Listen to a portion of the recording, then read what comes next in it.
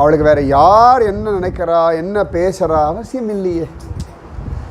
ஒவ்வொருத்தரும் நமக்கு என்ன அபிப்பிராயம் வச்சுருக்கான்னு யோசிக்க ஆரம்பிச்சு வச்சுக்கோங்களேன், ரொம்ப கஷ்டம். யாருடைய அபிப்பிராயத்தையும் பெருசாக எடுத்துக்காதீங்கோ. அது ஆத்துக்காரராகவே இருக்கட்டும், பொண்டாட்டியாகவே இருக்கட்டும், பசங்களாகவே இருக்கட்டும், யார் எல்லாருக்குமே ஒவ்வொரு சந்தர்ப்பத்தில் மட்டும்தான் எப்பயோ அத்தி பூத்தா மாதிரி ஒரு நல்ல அபிப்பிராயம் நம்ம மேலே இருக்குது. நமக்கே அவ்வளோதானே இருக்குது. நமக்கே 24/7 நம்மள மேலே நல்ல அபிப்பிராயம் இருக்குது. சொல்லுங்க பார்க்கலாம், கை தூக்குங்கோ. தூக்கினெல்லாம் பொய், நிச்சயமாக கிடையாது. நம்மளே அப்படி ஏறி இறங்கின்னு தானே இருக்கும். ஒவ்வொரு மூட் விங்ஸ் இப்படி ஏறி இறங்கின்னு தானே இருக்கும். ஸோ நல்ல அபிப்பிராயம்லாம் ஒன்றும் கிடையாது.